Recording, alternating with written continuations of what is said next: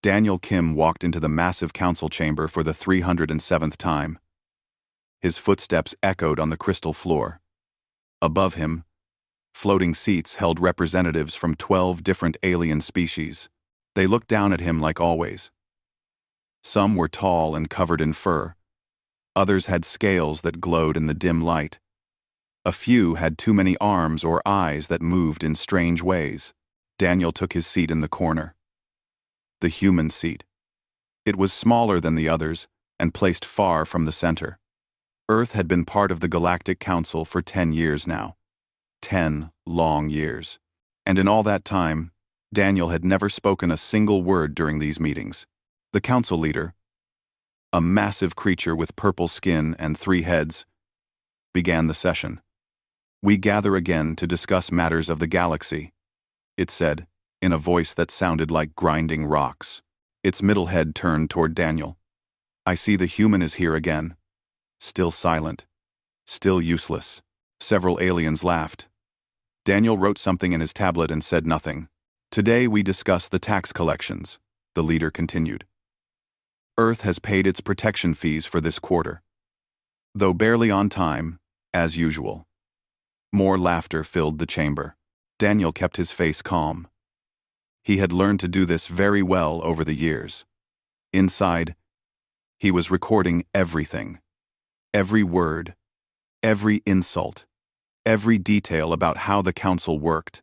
Back on Earth, Rachel Park stood in a command center, deep underground. Screens covered the walls, showing data from across the solar system. She was watching the council meeting through Daniel's hidden camera. Her jaw was tight. "They're doing it again," said a young officer next to her. "Let them," Rachel replied. "Every insult makes our people more ready for what's coming." Rachel had been building Earth's defense network for 8 years. The aliens thought humans were primitive. They thought Earth's spaceships were slow and weak. They had no idea what was really happening in the outer solar system. No idea about the ships being built in the shadows of Jupiter's moons. No idea about the weapons testing happening beyond Pluto. In another facility, Eric Choi examined a piece of alien technology on his workbench. The Council had given Earth some old, outdated devices years ago. They thought they were being generous. They didn't know that Eric and his team had taken those devices apart and learned everything from them. "How's the progress?" asked his assistant, Kevin Song. "Better than expected," Eric said, adjusting his microscope. "Their faster-than-light drives use a particle we've never seen before, but I think we can make something even better using quantum mechanics. We don't need their rare particles. We can use what we already have." Kevin grinned. "The Council thinks we're stupid. That's their biggest mistake." "Let them think that," Eric replied. "Let them think that, for as long as possible." Back in the council chamber, the meeting continued. An alien with 6 legs stood up. "I propose we increase Earth's taxes again. They have many resources we need, and they cannot refuse us." "Agreed," said another alien that looked like a floating jellyfish. "Humans should be grateful we allow them in the council at all. They barely have ships that can leave their own star system." Daniel made another note. He wanted to speak. He wanted to tell them that humans had ships in 18 different star systems already. Secret colonies that the council knew nothing about. But he stayed silent. The time was not right. Not yet. The meeting lasted for 4 hours. During that time, the council made 17 new rules that affected Earth. Rules about mining. Rules about trade. Rules about where human ships could travel. Each rule took away a little more freedom. When the meeting finally ended, Daniel stood and bowed slightly. It was a gesture of respect he didn't feel. Then he walked out of the chamber, in silence. On his ship, away from listening devices, Daniel finally allowed himself to show emotion. He punched the wall. Hard. His hand hurt, but he didn't care. His communication device beeped. Rachel's face appeared on the screen. "I watched the whole thing," she said. "How much longer do we have to take this?" "Not much longer," Daniel replied. They're getting more aggressive, more demanding. Jenny Huang intercepted some messages last week. The Council is planning something big. Jenny Huang was Earth's best intelligence officer. For 6 years, she had been inside the Council's computer systems. The aliens didn't know humans were good with technology. They didn't know their secrets weren't secret anymore. What are they planning? Rachel asked. I don't know yet. But Jenny says it involves forcing us to give up our colonies. Rachel's expression hardened. If they try to take Mars, we'll have to act. I know, Daniel said. Get the fleet ready. Keep it hidden, but get it ready. I have a feeling we won't have to wait much longer. Across the galaxy, the council leaders met in private. The humans are too quiet, one of them said. It makes me nervous. Nonsense, replied another. They are weak. They have no choice but to obey us. In another few years, we will control all their colonies, and they will be nothing but servants. Perhaps we should move faster, suggested a third. Take their colonies now, before they become too established. The others agreed. They didn't know they were making the biggest mistake in galactic history. They didn't know that humanity had been counting on their arrogance. They didn't know that Earth's silence was not weakness, it was patience, and that patience was about to run out. Daniel looked out at the stars from his ship. 10 years of insults. 10 years of watching his people be treated like children. 10 years of biting his tongue and staying silent. But he had used those 10 years well. Earth had used them well. Soon, the galaxy would learn what humans were really capable of. Soon, they would understand why Earth had stayed wordless. Soon, but not yet. Just a little longer. The message arrived at midnight. Earth time. Daniel Kim was asleep when his emergency communicator started beeping loudly. He grabbed it and read the words on the screen. His blood went cold. Emergency council session. Tomorrow. Mandatory attendance. Subject: Earth territorial adjustment. Daniel knew what those words meant. He got dressed quickly and called Rachel Park. I saw it too, Rachel said before he could speak. Territorial adjustment is council code for taking our land. How fast can you get the fleet ready? Daniel asked. It's already ready. Has been for 3 months. We just need your signal. Daniel took a deep breath. Not yet. Let me go to this meeting first. Let's see what they're planning. But be prepared for anything. The next day, Daniel entered the council chamber. The atmosphere was different. The aliens were excited. They whispered to each other, and some of them smiled in their strange alien ways. Daniel felt his stomach tighten. The council leaders' 3 heads all turned to face him. Human ambassador, we have made a decision about your species and your colonies. Daniel said nothing. He just waited.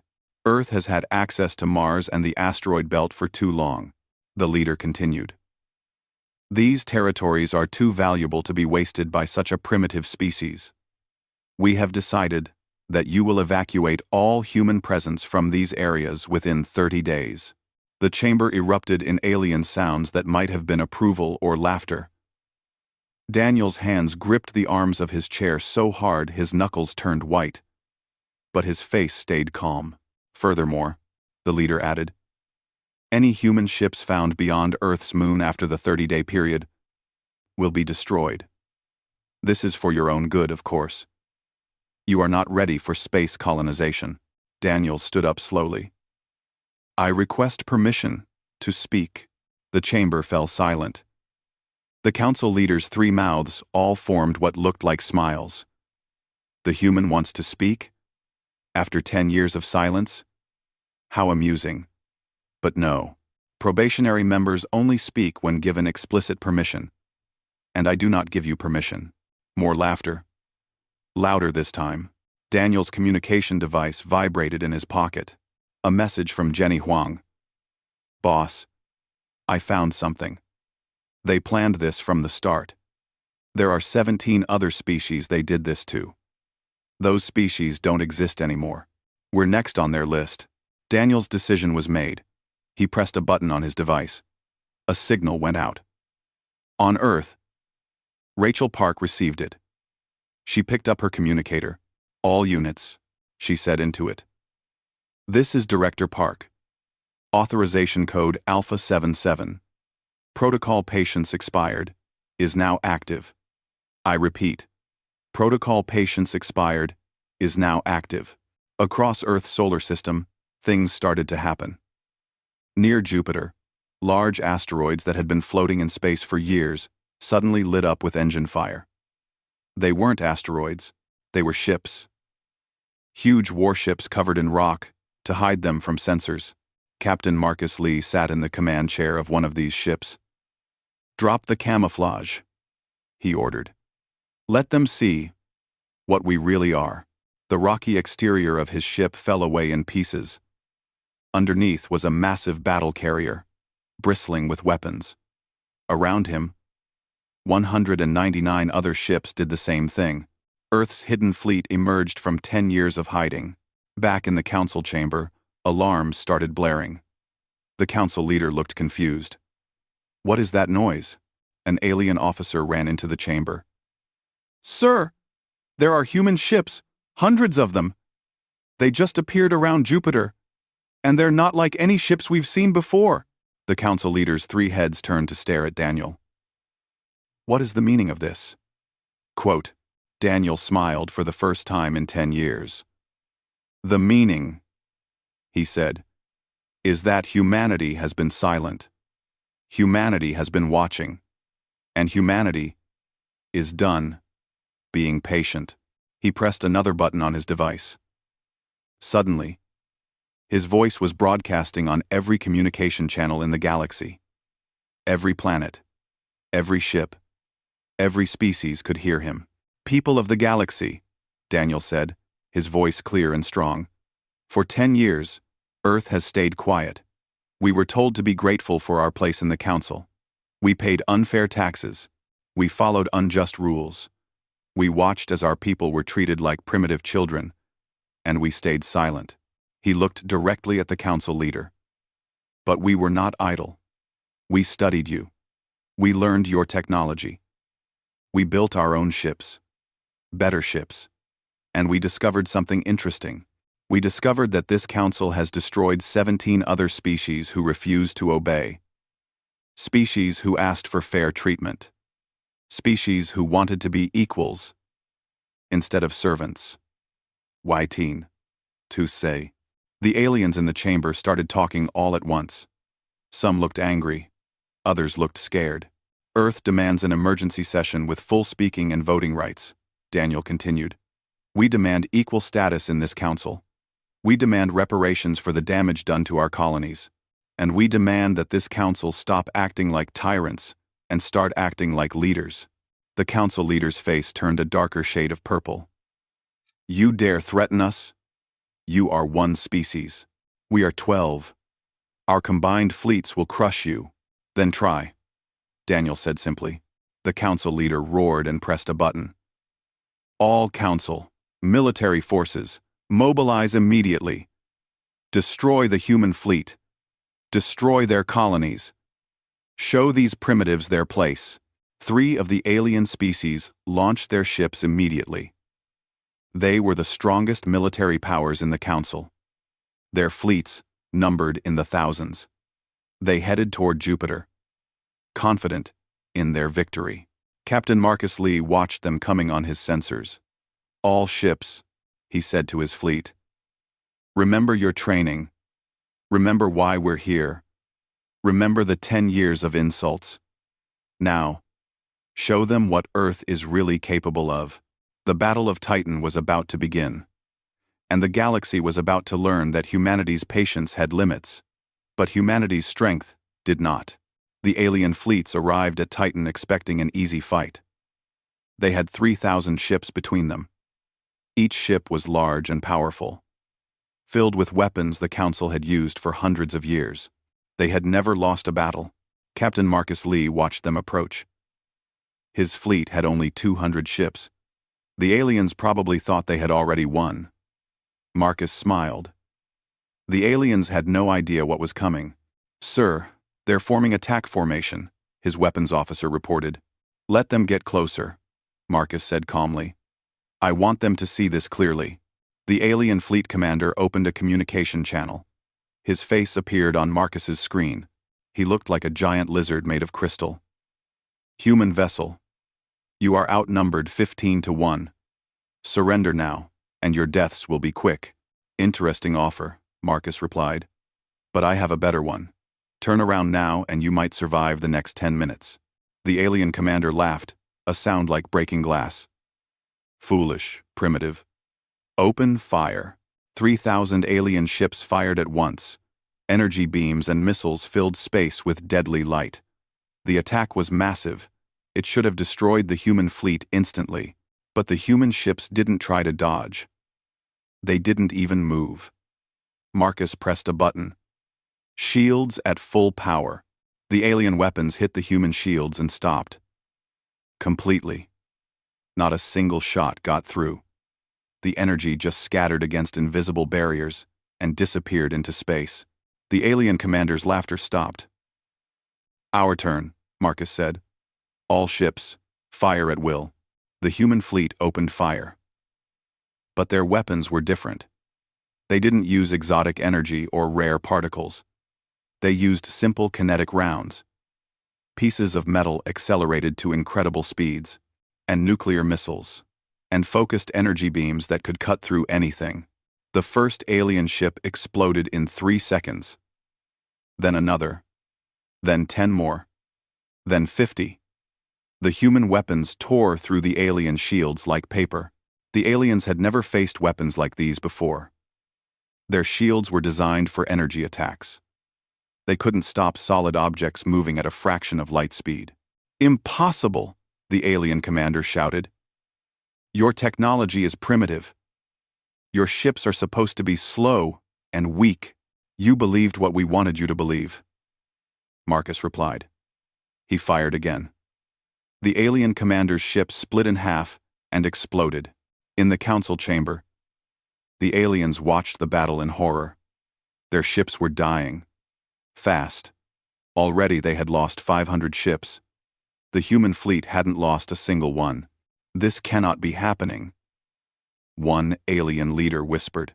Daniel Kim stood in front of them all. "This is happening because you underestimated us.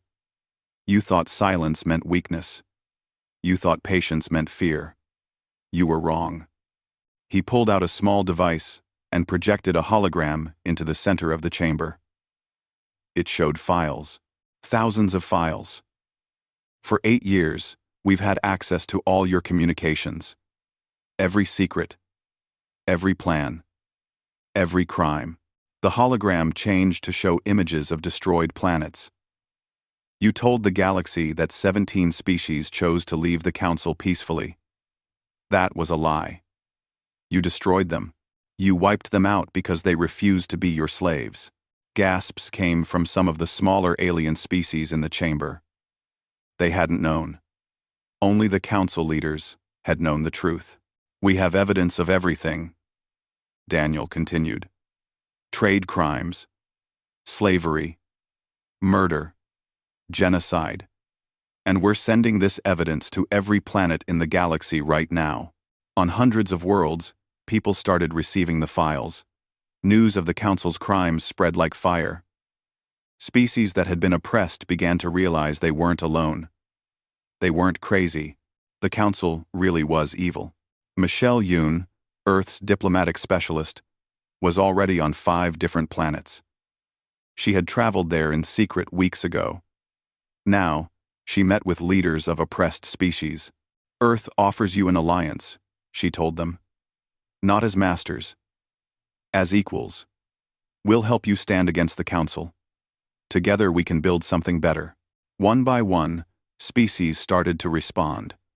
Some were scared, but others were ready. They had been waiting for someone to stand up to the Council. Now, humanity had done it. Back at Titan, the battle was ending. Of the 3,000 alien ships, only 200 had survived. They were running away as fast as they could. The human fleet had lost 0 ships. A few were damaged, but none destroyed. Admiral Brian Kang was commanding from Earth. He opened a channel to all Council forces. "This is Admiral Kang of Earth's combined fleet. Your attack has failed. More importantly, your lies have failed. The galaxy knows what you really are now." He paused, then continued. "Earth has new terms for the Council. We demand equal voting status. We demand reparations for damages to our colonies. We demand reforms to Council structure. And we demand justice for the 17 species you murdered." End quote. The Council leader was shaking. All 3 of his heads looked terrified. "You cannot demand anything. We are the Council. We rule the galaxy. We cannot. You ruled the galaxy," Daniel corrected. Past tense. "That ends today." Stephen Cho, Earth's cyber warfare expert, was working fast in his facility. He had complete access to Council systems now. He activated a program he'd written years ago. Suddenly, every communication device in Council space started showing evidence of their crimes. Pictures, videos, messages, everything.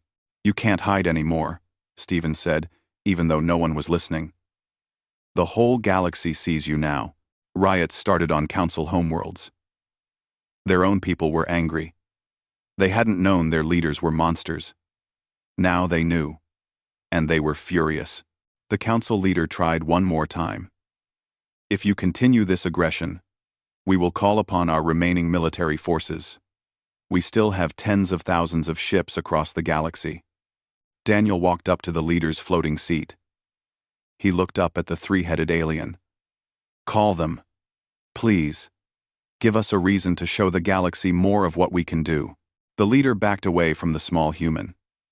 In that moment, he realized the truth. Earth wasn't just strong.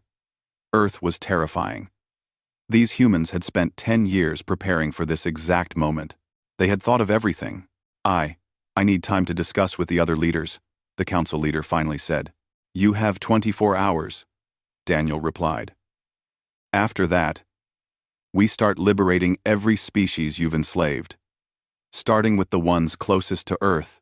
He turned and walked out of the chamber. This time, no one laughed. No one made jokes about humans being primitive. They just watched him leave, in silence. Outside, Daniel finally allowed himself to feel the weight of what just happened. 10 years of preparation. 10 years of insults. And in one day, everything had changed. His communicator beeped. It was Rachel. "Daniel, 6 species have already contacted us about joining an alliance. Michelle says there might be 10 more by tomorrow." "Good," Daniel said. "But stay alert. The Council leaders are cornered now. Cornered animals are dangerous. Understood? The fleet is ready for anything." Daniel looked up at the alien sky above the Council station. Somewhere out there, humanity's future was being decided.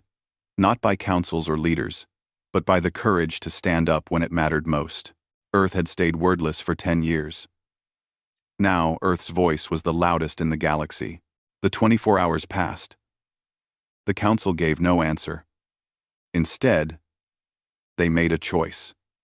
The 3 most powerful Council species formed a war coalition. They declared that humanity was a disease that needed to be removed from the galaxy.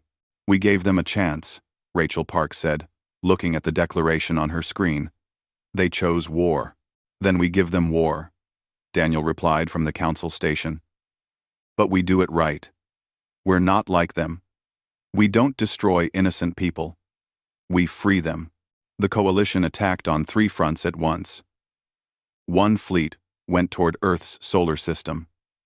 Another attacked human colonies in nearby star systems. A third went after the species that had publicly allied with humanity. What they didn't know was that Earth had been planning for this too. The coalition fleet heading to Earth ran into a surprise. The solar system wasn't defended by ships. It was defended by stations. Huge weapons platforms hidden in asteroid fields and on moons. Stations that had been built over 10 years and covered to look like natural space objects. When the alien fleet entered the outer solar system, 200 stations revealed themselves. They opened fire at the same time. The result was devastating. The aliens couldn't fight back against enemies they couldn't reach. Half their fleet was destroyed before they even got close to Jupiter. At the human colonies, Commander David Park was ready. He had ground forces and defensive positions prepared. When the aliens landed to take the colonies by force, they found that humans were very good at ground fighting. David's troops used the terrain perfectly. They knew every building and every tunnel. The aliens were confused and disorganized. Within hours, David's forces had captured more aliens than they'd lost soldiers. But David did something the aliens didn't expect. He treated the prisoners well. He gave them food and medical care. Some of the alien soldiers had never been treated with respect before. They started questioning why they were fighting. "We were told humans were monsters," one alien prisoner said to David. "And what do you think now?" David asked. The alien looked at the bandage on his arm where a human medic had treated his wound. "I think I was lied to." Meanwhile, Amy Chen was working on the diplomatic front. She had gathered representatives from 8 species in a secret location. These were species that the Council had oppressed for decades. Some had tried to rebel before and been crushed. "Earth cannot fight this war alone," Amy told them honestly. "We're strong. But the Council has resources across the entire galaxy. We need allies. Real allies. Equals working together." "And what does Earth want in return?" asked a representative who looked like a floating cloud of gas. "We want a galaxy where no one lives in fear," Amy replied. "Where small species aren't crushed by big ones. Where everyone has a voice." "Is that something you want too?" One by one, the representatives agreed. By the end of the meeting, the alliance had grown to 14 species. More were waiting to see if Earth could really win. The biggest battle happened near Jupiter. The coalition sent their best fleet there. 10,000 ships. They wanted to crush Earth's main fleet and break humanity's spirit. Admiral Brian Kang commanded the defense.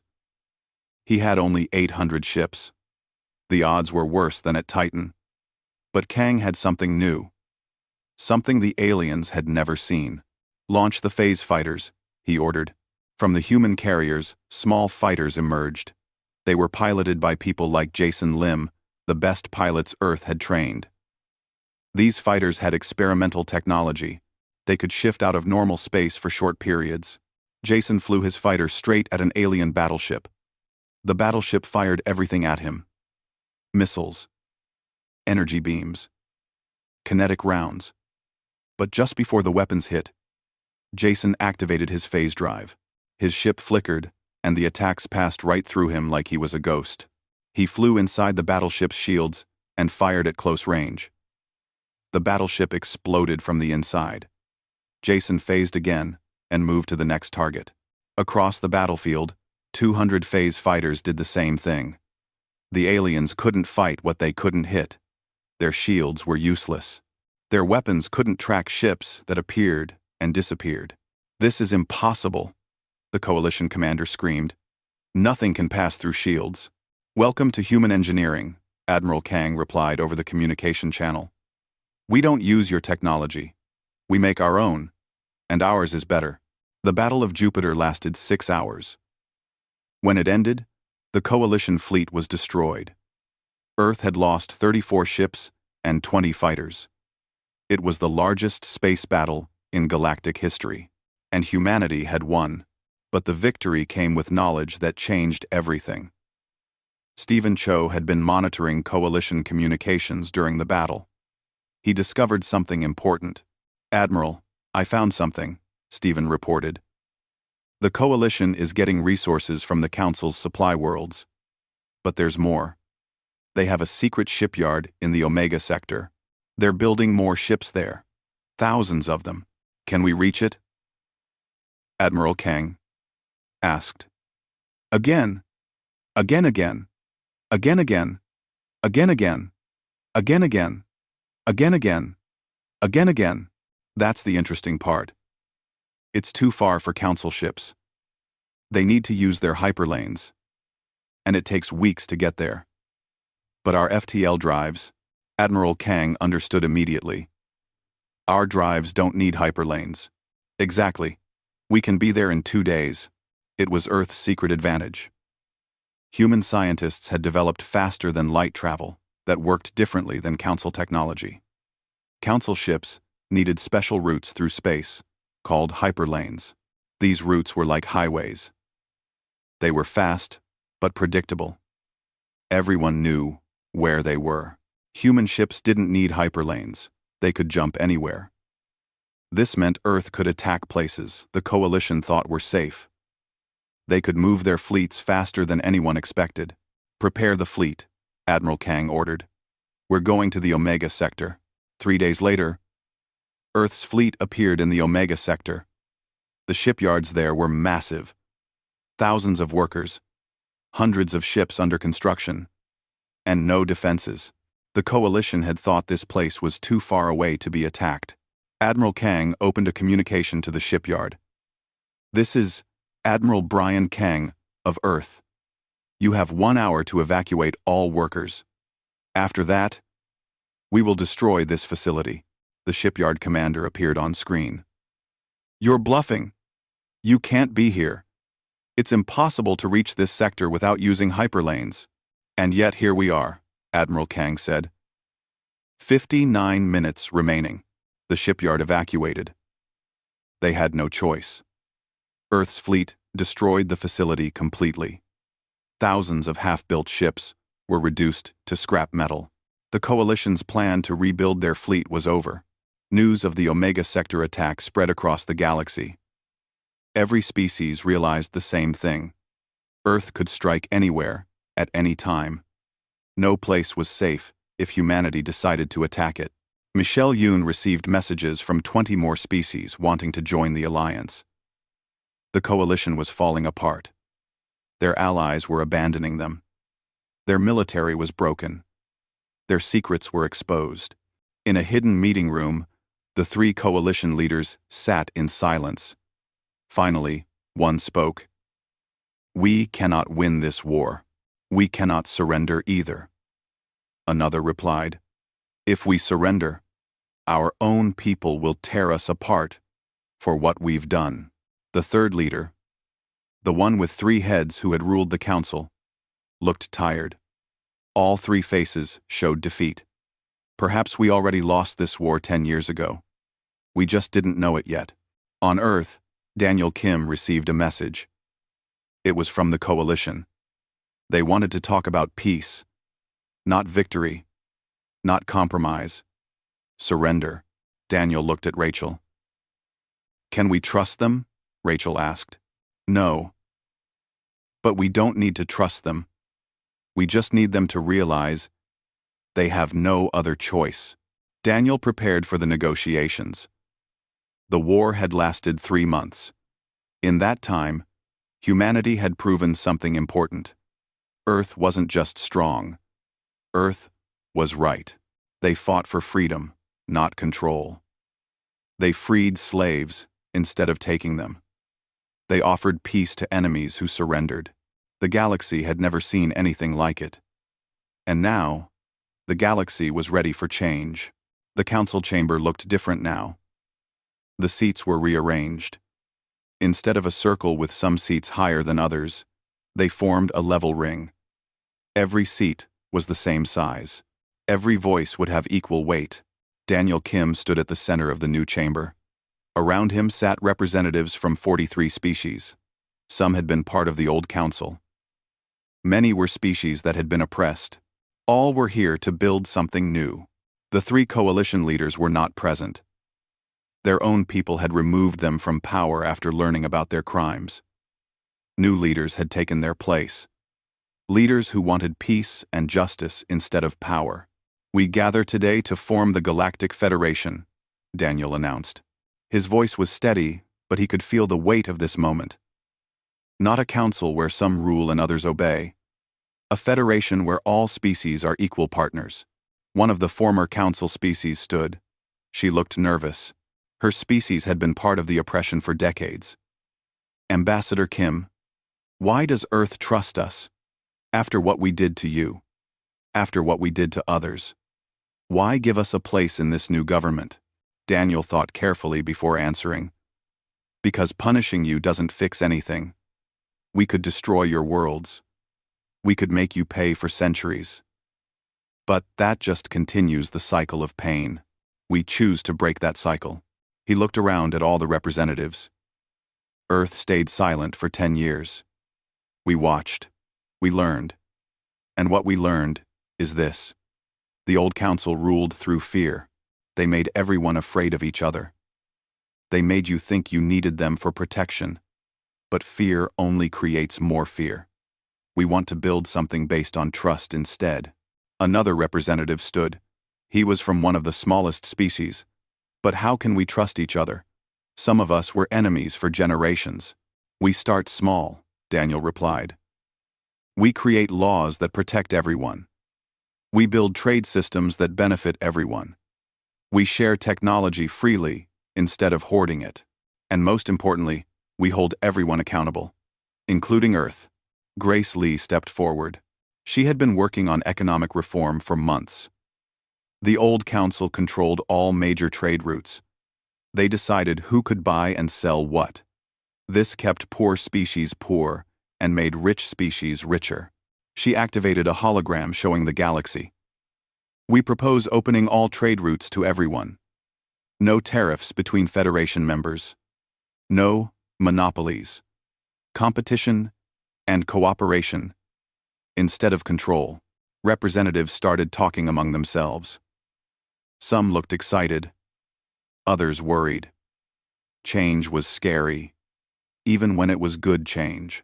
Samuel Kim, Daniel's brother, spoke next. He was a lawyer and judge. We also propose a Galactic Supreme Court, a place where any species can bring complaints about unfair treatment, where justice is the same for everyone, whether you're big or small, old or new to space travel. Who would be the judges? Someone asked. Representatives from all species, Samuel answered, rotating every 5 years, so no one group has permanent power. And all trials would be public. No secret justice. No hidden verdicts. The meeting continued for hours. They discussed trade, military defense, exploration rights, and dozens of other topics. It wasn't easy. Different species had different needs and different ideas, but everyone was trying. Everyone wanted this to work. Finally, they took a vote. Should they form the Galactic Federation under these new principles? The vote was unanimous. 43 species, all agreeing to try something new. After the meeting, Daniel walked outside with Rachel Park. They stood, looking up at the alien sky, watching ships come and go from the station. Do you think it will last? Rachel asked. I don't know, Daniel admitted. Building something new is harder than destroying something old. There will be problems. Some species will break the rules. Others will get frustrated and want to leave. But at least now we're trying to do things right. We did it though, Rachel said quietly. We actually did it. Changed the entire galaxy. Daniel smiled. No, we didn't change the galaxy. We just gave the galaxy a chance to change itself. Andrew Shin was on a dozen different worlds, teaching alien species about human culture. He showed them human art and music. He shared human philosophy and history. But he also learned from them. He recorded their stories and their songs. This is amazing. Andrew told a group of aliens who had just performed a traditional dance for him. Your culture is beautiful. More people need to see this. Under the old council, we weren't allowed to share our culture, one of them said. They said it was primitive and embarrassing. They were wrong. Andrew replied. Every culture has value. Every species has something unique to offer. That's what makes the galaxy interesting. He started a program. Cultural exchange between all Federation species. Ships full of artists and teachers traveling to different worlds. Festivals celebrating different traditions. schools teaching multiple languages and histories. Slowly, the galaxy started to heal. It would take time. The wounds from the old council were deep. Trust didn't appear overnight. But it was happening. David Park was helping rebuild worlds that had been damaged in the war. His military forces had become construction workers. They built schools and hospitals instead of weapons. They trained local defenders instead of conquering. This is what our military should be, David told his troops. Strong enough to protect the weak. Disciplined enough to know when not to fight. We showed the galaxy we could win wars. Now let's show them we can win peace. Own. We own. Own. 5 years passed. The Galactic Federation was working better than anyone expected. There were still problems. Some species had disagreements. A few tried to cheat the new trade laws. But the Supreme Court handled these issues fairly. No one was above the law anymore. Daniel Kim stood in the Federation Assembly one more time. He was older now. 5 years of building a new government had been exhausting. But it had been worth it. Ambassador Kim, the Assembly Speaker said, you have served as Earth's representative since the beginning. Is there anything you wish to say before you retire? Well, Daniel looked around at the representatives. So many new faces. So many species working together. It made him proud. I want to tell you about the 10 years Earth stayed silent, Daniel began. Everyone thought we were weak. They thought we were afraid. But we weren't silent because we couldn't speak. We were silent because we were listening. He walked slowly around the chamber. We listened to your pain. We listened to your anger. We listened to your hopes. And we learned that most species in this galaxy wanted the same things. Safety, freedom, fairness, respect. Daniel stopped at his seat. Earth could have used our strength to rule you. We could have become the new council, with new masters. But we didn't want that. We wanted partners. We wanted friends. We wanted a galaxy where everyone's voice matters. He sat down one final time in his chair. For 10 years, Earth stayed wordless. We watched you. We studied you. And we learned patience. That patience taught us the most important lesson. That real strength isn't about having the biggest weapons or the fastest ships.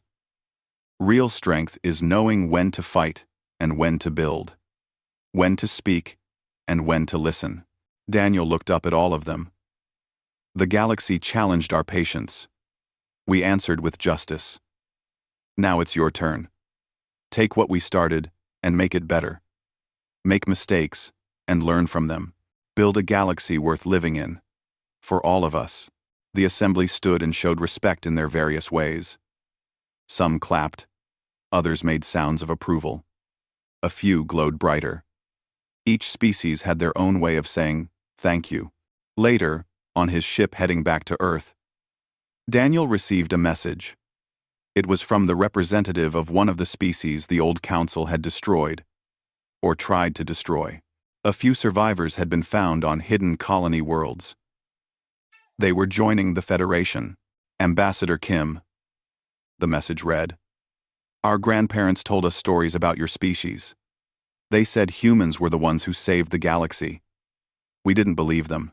We thought they were just old stories. But they were right. Thank you for giving us a future. Daniel closed his eyes and let out a long breath. 10 years of silence. 5 years of war and peace. All of it leading to this moment. A galaxy that was still broken in many ways. But also healing. Also trying. Also hoping. Earth had stayed wordless. Until the Galaxy Council challenged humanity's patience. And when humanity finally spoke, they spoke words of justice and freedom. Words that changed everything. The ship jumped to faster than light speed. Behind Daniel, the alien station grew smaller. Ahead of him, Earth waited. Home. Where it all began. Where a small species from a small planet decided that silence wasn't weakness. That patience was power. And that sometimes, the best way to win is to wait until the moment is right, then act with everything you have.